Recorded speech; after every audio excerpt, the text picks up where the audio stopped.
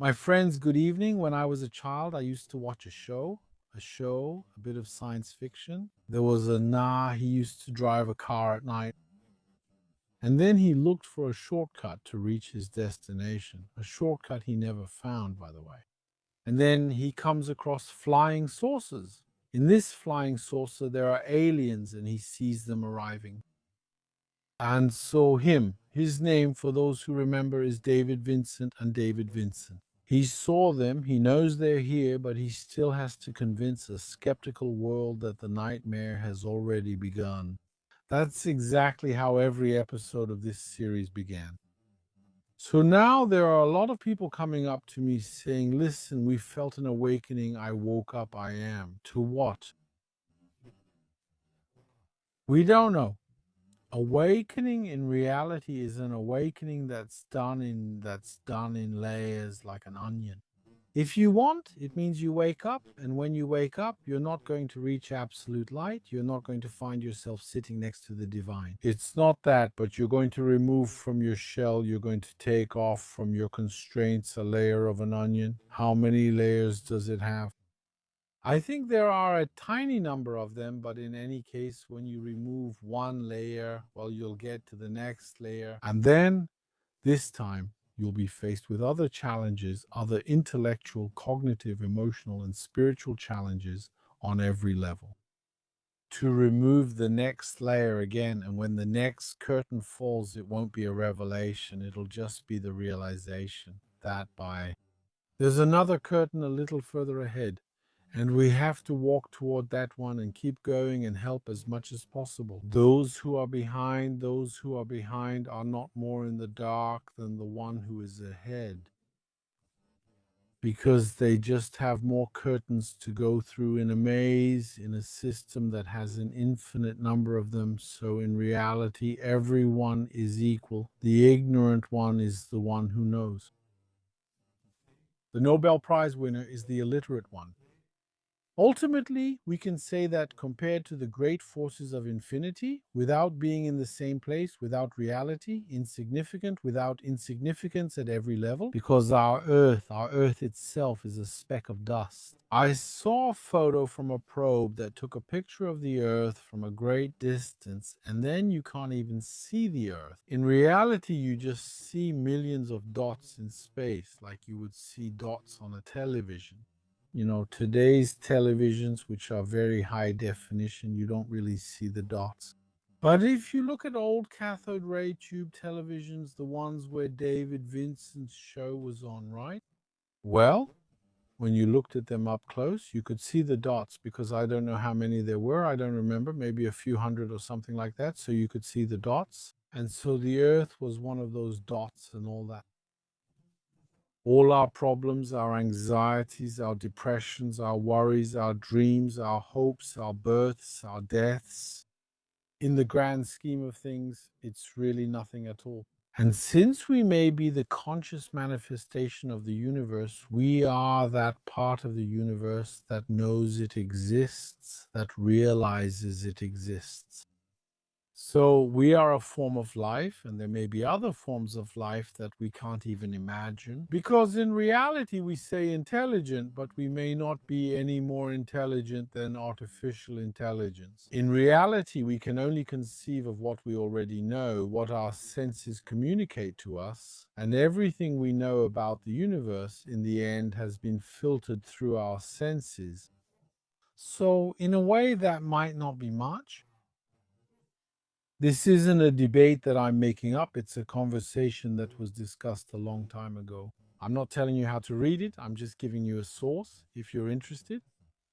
Can't, even if it's written in a way that's sometimes a bit dense, it can still be interesting. These are conversations that have already taken place, that have been discussed and refined. All of that, even though in reality they never really reached their conclusion. Because probably there isn't one. Because when you reach a conclusion, you open a curtain and then there's yet another conclusion. So now the idea is that to go from one curtain to another when a curtain falls. And you realize that maybe you've reached what some people call a higher level of consciousness.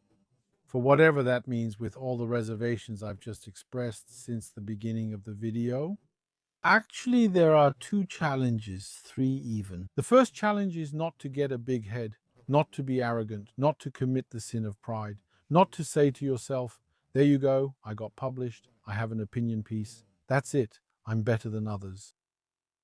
The second mistake or second trap is to believe that you've reached your destination. It's confusing the path, let's say the milestone. You're going to pass a milestone, a kilometer marker. It says kilometer 61. That's not the destination yet. I think the destination is maybe at kilometer 50 billion. So you see, you're just at the beginning of a journey, okay? So that's still a very significant threat, let's say. And of course, the big threat is also the one that's waiting for us. Knowing that we might, certainly, it's not even a maybe here, certainly, will disappear and die someday without reaching the final milestone, right? Is that okay? We keep going anyway. Sometimes we're a bit like those salmon that swim upstream, up the river, searching, I don't know, somewhere searching for a source. A source they have in their imagination, a source they have within themselves. In your life, let's say, we too are looking for something, but we don't really know what we're actually looking for. Many people, when you talk and listen to them, are unsure when asked what they truly want. A lot of people have trouble answering that question. It happens to me. Sometimes I meet people with a lot of temperament, a lot of talkativeness, speech, all that talk, a lot of words. There's emotion. In the end, you say, what do you want? What do you want? What's your thing right now? What do you want? They have a hard time answering that question. And sometimes you realize that for a lot of people, the journey or the struggle is more important than the rest. You realize that sometimes they do it for the fight. And if they stop fighting, they get bored.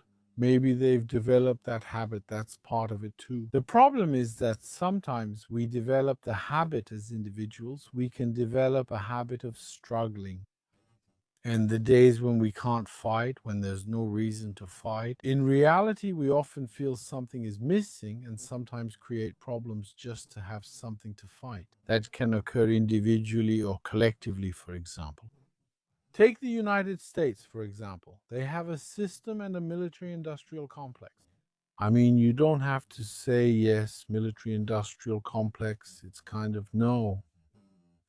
Look at the speech of their president. What was his name? Eisenhower's final speech from January 1961 is still available on the White House and National Archives websites. Before leaving, check the second and third paragraphs. He mentions the military or industrial complex there too. It's a country that started making war, and then it kept making war, and then after a while it didn't stop making war. And when there's no more, it has to keep pursuing it because it's built around that industry. That's a country, a nation, a group, but an individual can be the same, can be built around the idea of this process of warring, of moving forward like that. And then sometimes he doesn't know how to stop, but sometimes he can.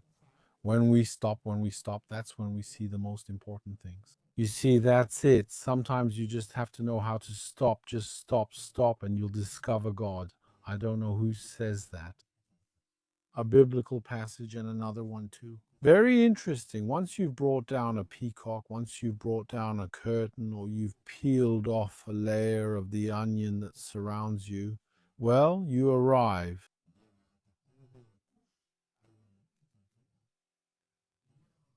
I was saying there are traps like overthinking, developing an ego, believing you've already made it, looking down on others. There are all these risks, aren't there? But now there's an awareness to have. The awareness is to tell yourself there's now a new layer, a new curtain, so a new challenge, a path I have to keep walking. So, how do I walk it? How do I do that? So I say there are plenty of people who tell me, yes, that's it. I woke up, I opened my eyes, I received a revelation. It's not like that, but we understand life through the difficulties of life. I've been knocked down, faced hard times, was betrayed, and people treated me badly, but I always got back up. Sometimes there are situations where a person meets himself, tense situations, critical moments. These are moments of awakening, often. So they say, I opened my eyes. What's next? So what's next? Of course, one of the things people want to do is go talk to their family. They say, I'm going to talk to my family, tell them my friends, all that. But unfortunately, it's not always easy. And then you run into the problem of David Vincent, because David Vincent was looking for a shortcut that he never found, and he saw them. He knows they're there, but he still has to convince a skeptical world that the nightmare has already begun.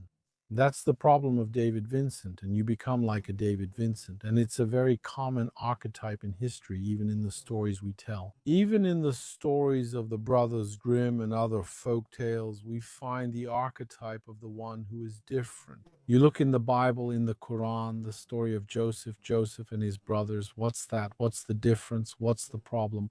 Why was he different from his brothers? That creates a problem. His brothers threw him into the well, into many deserts. They tossed him inside. At that moment, he didn't die because he had something. But the story is based on that. The story is based on Joseph, who is different from the others. And there are plenty of stories like that.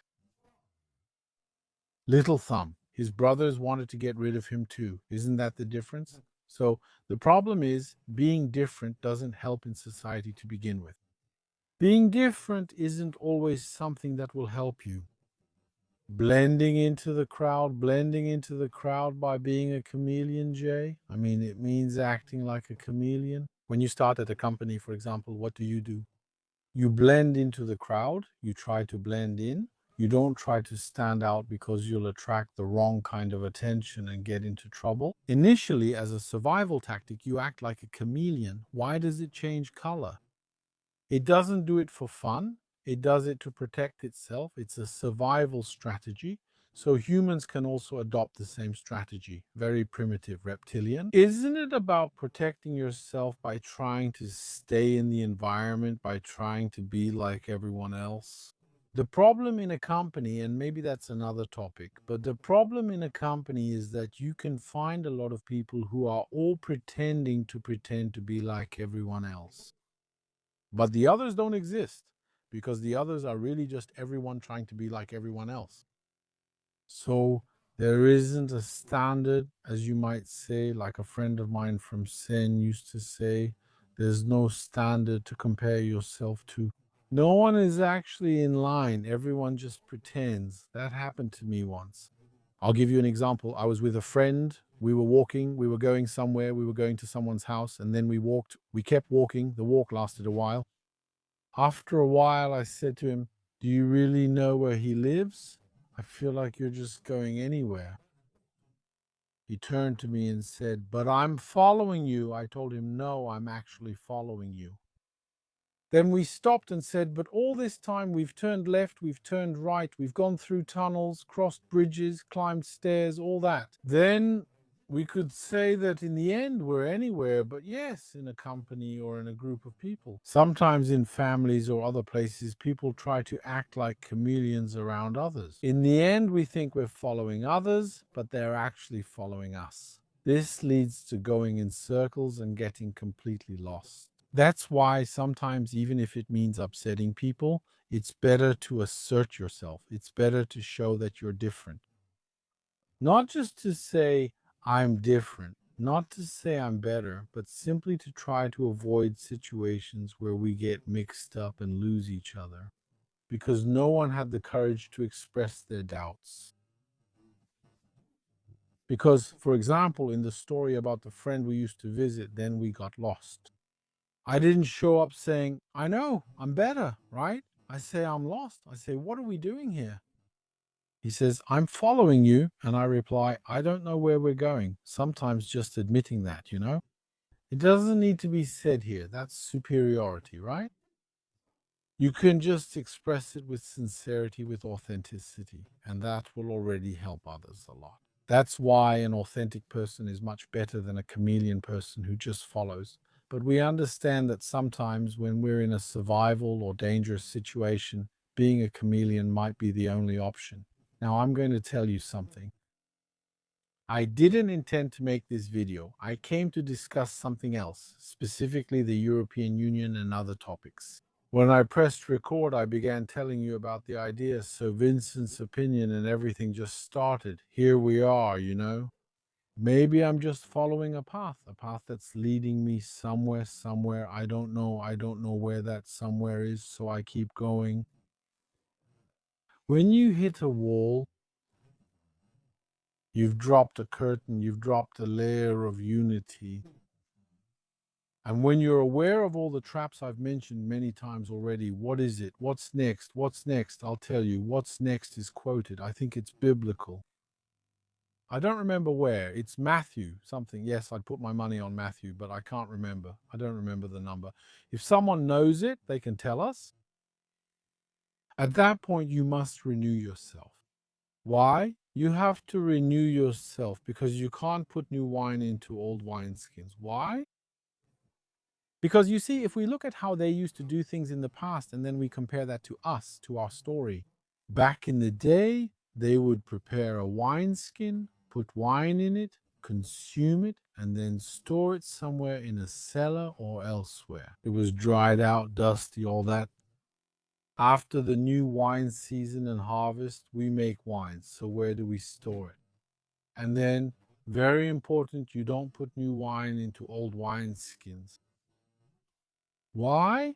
Because if I recall, we'll spill and ruin the wine and wineskin. So what should we do? We must renew it, but how? That's why the image is powerful and why this biblical image is no accident. It's really powerful because to renew it, the wineskin, well, we turned it inside out. It's made of clay. We turned it inside out. We turned it inside out. And the inside comes to the outside. We're going to reveal the inside of the wineskin. Only then can we prepare it for the new wine, ensuring we lose neither the wineskin nor the wine. So, when we come to a curtain and we've dropped one behind another, the curtain that has fallen behind. That's last season, last harvest, the previous crop. So, where are we now? Now we're like an old wineskin. We need to renew ourselves. This renewal is extremely important. Without this renewal, we won't be able to go any further because we're here, we're tired, we've suffered. Potentially, to bring down this curtain, we first need to prepare ourselves to accept the new reality before us, the new vision that is opening up to us. So for us, it's not because you have a vision. It's not because you have a vision and that you are someone there or a truth, a human, a man or a woman, that there is a concordance, a preparation. It's like the story of the other. It's also a very Kabbalistic image, the image of the other. It means you must prepare and be ready for the truth. You can't just receive it by chance or simply because you're present or passing by. It's a phase of renewal in which you have, every time you have a new unveiling, a new revelation in your life, a curtain falls and you move to the next one. Don't rush, slow down, stop and think. And find ways to recharge yourself and find ways to renew yourself. Work on yourself deeply to try to renew yourself. Otherwise, you'll keep fighting and exhaust yourself, becoming less effective over time, even if you're effective at first. But the older the other gets, the more she will start to spread the new wine into which we are going to put it. There you go, my friends. So that's it. I just wanted to share this train of thought with you. I know it's not current. I know it might not be something that will interest many people, right? Feel free to listen before sleep and ask any questions you have. But it's true that I like to share this kind of thought, but I do it pretty rarely. You see, I do it pretty rarely because that's not what people expect. People expect something much simpler. Sometimes I try to distance myself from this kind of thought. In any case, when it comes to sharing, not when it comes to existence. Thank you for staying with me until the end of this video. Now, my problem is giving it a title because I don't even know what to call it. We'll see. Thanks again and see you in the next one.